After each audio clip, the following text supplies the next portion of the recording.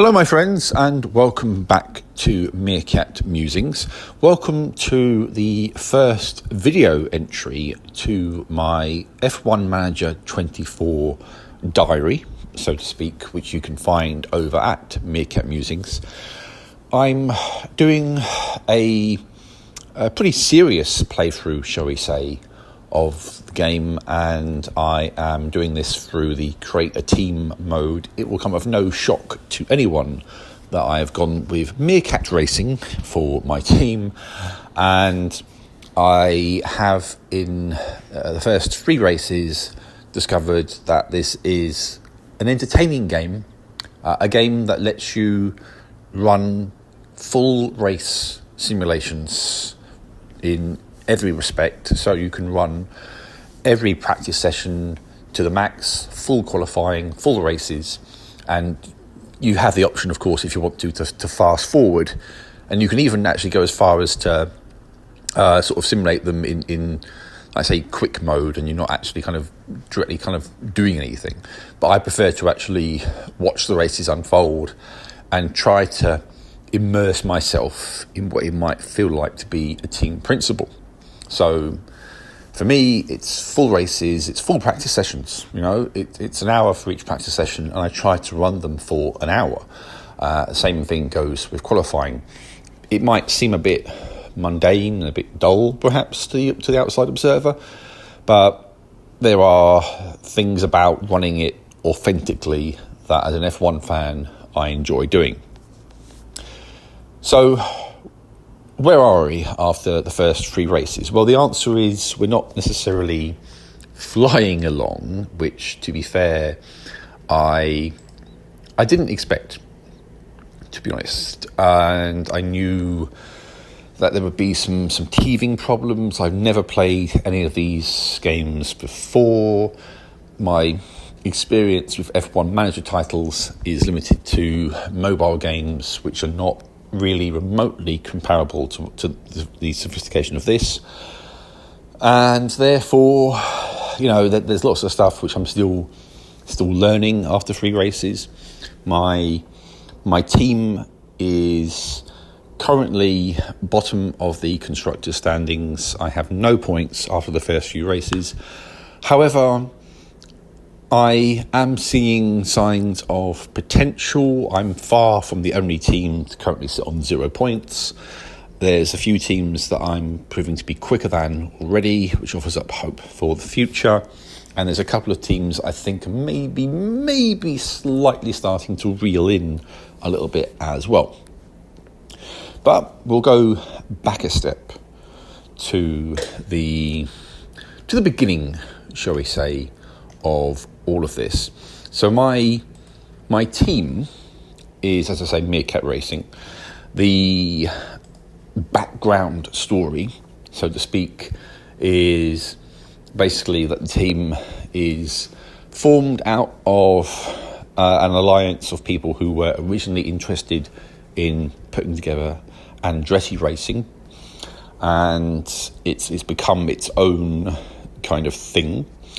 I'm going with Renault powertrains. Now, Renault historically don't provide much in the way of raw power. However, they're efficient and durable engines.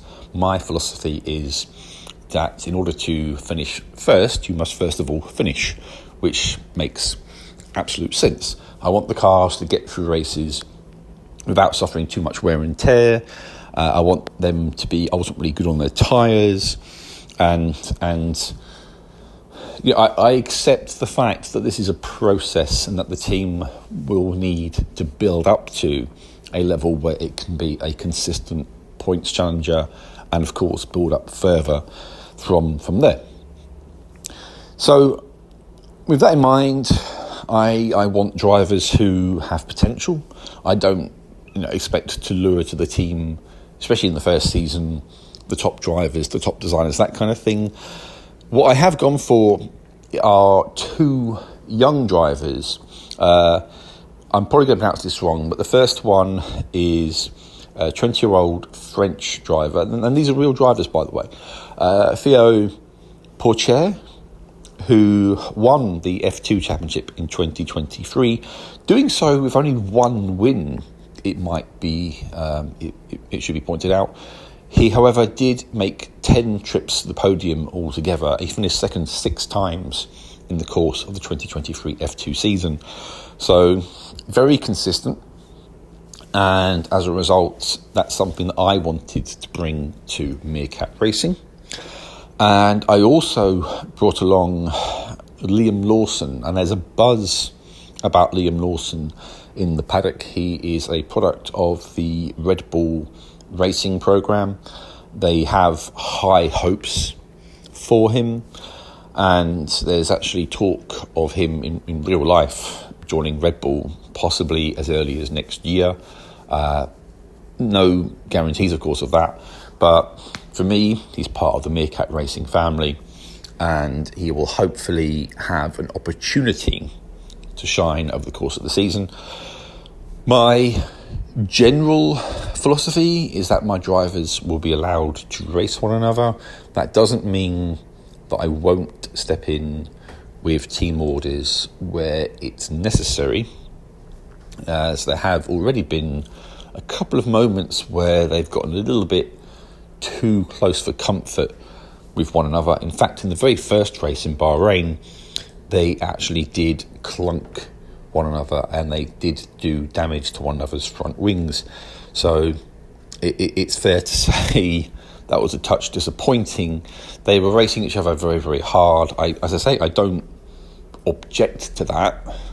It might seem pointless when you're doing so for the lowlier positions on the grid, and it did, however, have an impact upon where we ended up finishing in that particular race. 20th and 21st following those bumps, which was a bit disappointing because we were a little bit high up the grid, and although we've scored no points so far, other teams have scored no points, and therefore the pecking order is determined by race position.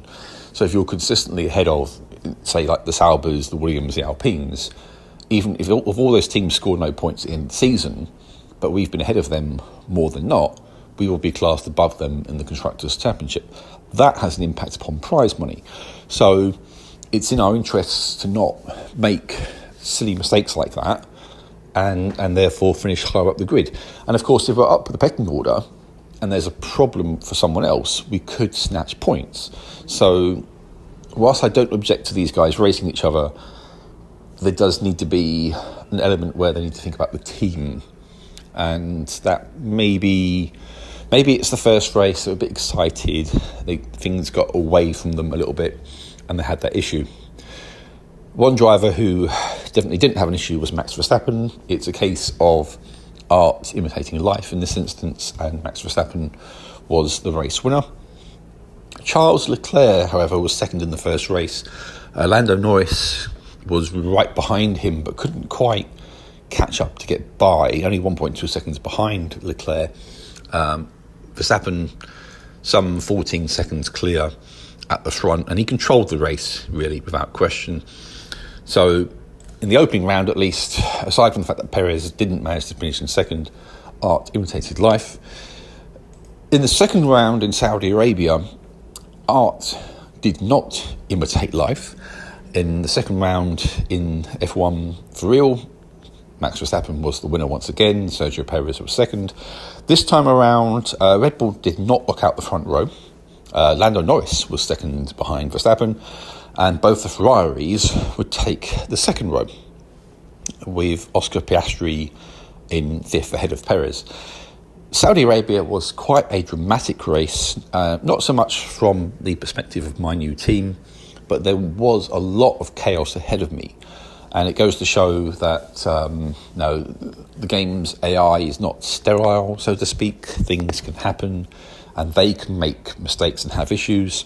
This one was quite dramatic, to put it mildly. Early on, Perez and Piastri grappling for position, and Piastri has clipped the right rear tyre of Perez. Perez has hit the wall. He was at the race. Damage to the car was terminal. Piastri suffered wing damage but was able to continue, and as a matter of fact, they red flagged the race at this point, which gave him the chance to repair his car.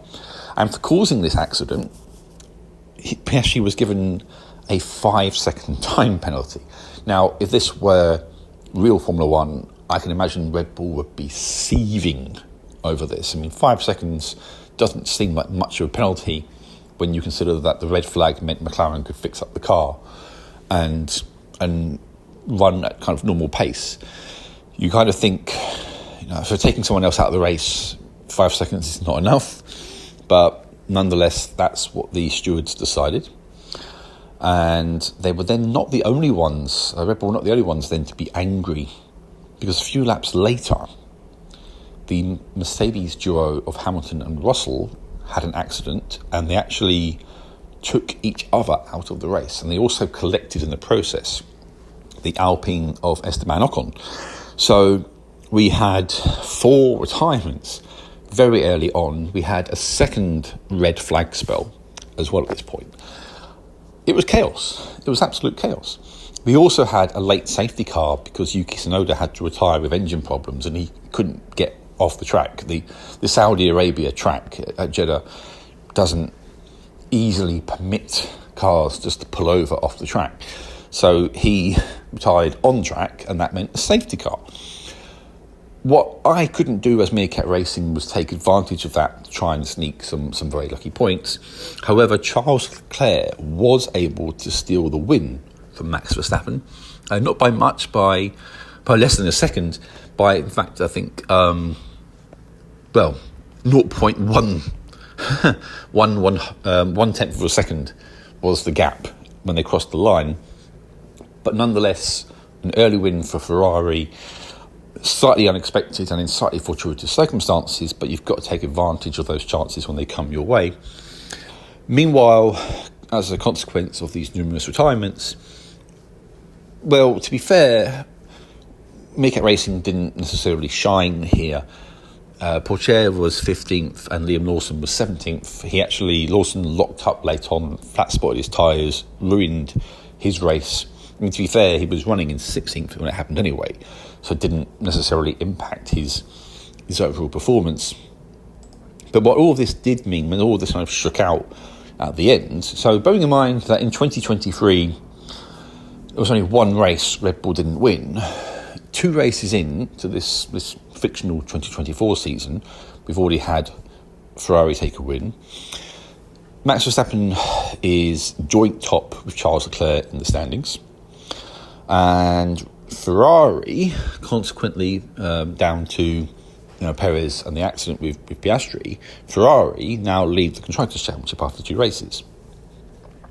But would they still be there after 3 races? So the latest round that I'm going to talk about is the Australian Grand Prix.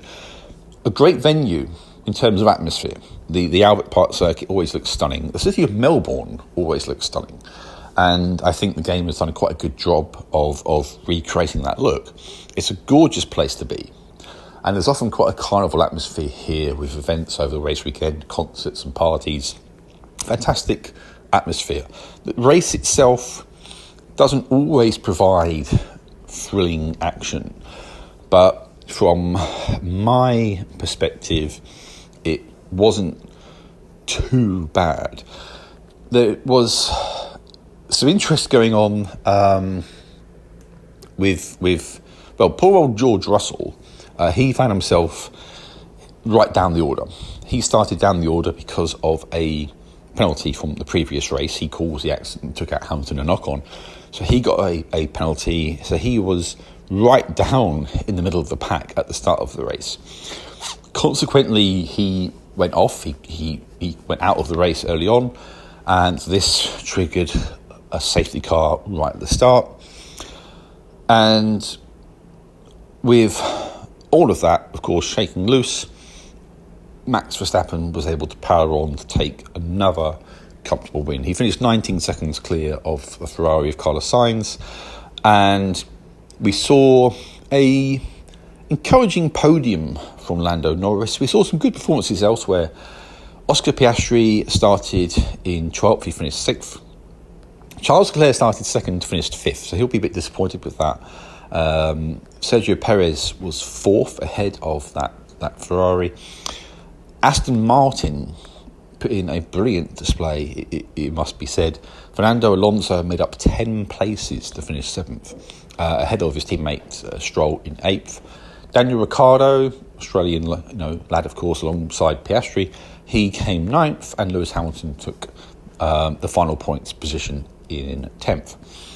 The shakedown in the standings, well, this put Max Verstappen back top with a 15-point lead over Charles Leclerc, and Sainz moved up to third in the standings, going ahead of Lando Norris. Perez and Alonso and Piastri all sit pretty on 22 points, and the remainder of the top 10 in the standings are Stroll, Tsunoda of Racing Bull, and the Haas of Nico Hülkenberg. What's interesting with the opening three races is, so Ferrari lead the Constructors' Championship by 10 points. Their lead was reduced as a result of the Australian Grand Prix. McLaren are third. There's a little bit of a gap between Red Bull and McLaren, and then there's another gap between McLaren and Aston Martin.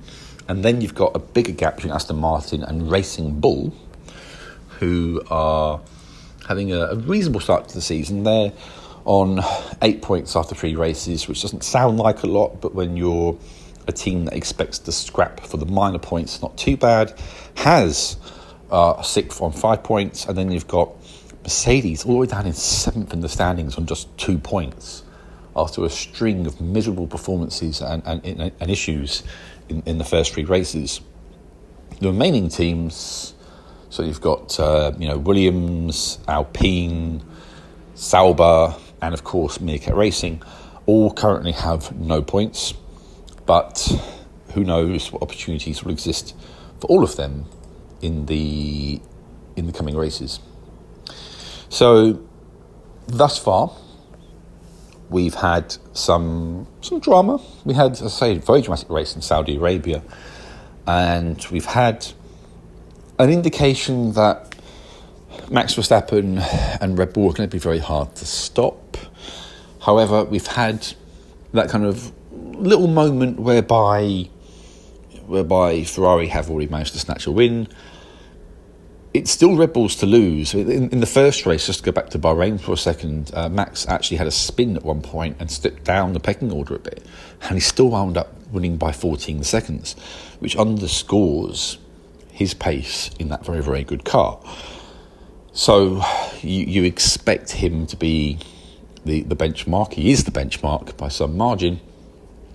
And for everyone else, it's a case of possibly picking up scraps and hoping to take advantage of circumstances. Next up, we go to Japan, which will be the topic of the next video. Japan, of course, is an iconic F1 venue, and it will be fascinating to see how that one unfolds. As for myself and Meerkat Racing, I am trying to develop and build new parts that I hope might boost the car's performance a little bit. In F1, you're never static with these things. Right from the first race, you're looking at how you can upgrade and update the car. So I'm doing that across virtually every aspect. It's tough as a smaller team because you don't have the big resources in terms of the developers and the factories and that kind of thing. So you've got to use your resources carefully. I'm not going to be scrapping for wins this season. I absolutely know that, but I'm going to try and see if I can snatch some points here and there. My immediate goal is to try and catch up to the Haas team a little bit. They're a little bit quicker than me. I want to try and close that gap if I can. I think, all things being equal, I can stay ahead of the likes of Sauber and Williams and Alpine, who've had a woeful start to the season by their standards. So with luck, I can be ahead of them on track more often than not. That should hopefully put me ahead of them in the constructor standings, and that, of course, will in turn impact prize money come the end of the season. Assuming that none of those teams score points, myself included, if I can just stay ahead of them race after race after race, then I can hopefully be above them and get that extra prize money. If I can snatch a few points, if I can get the car into that sort of level to get points in the low end consistently, then I can possibly threaten Haas, maybe even Racing Bull. Beyond that, I don't anticipate challenging anyone else, and it's still a bit of a stretch to challenge the Haas and the Racing Bulls at this point. All I can do is keep pushing. All I can do is keep looking to develop the car, see where that takes me. My drivers are getting more experienced with each passing race. They're gradually getting better. The developers and the strategists, the race engineers, all of them are gradually getting better as well. So with luck, that incremental progress across all factors will yield results at some point in the not so distant future. All I can do, however, is take the team off to the land of the rising sun and see if the sun will shine on Meerkat Racing.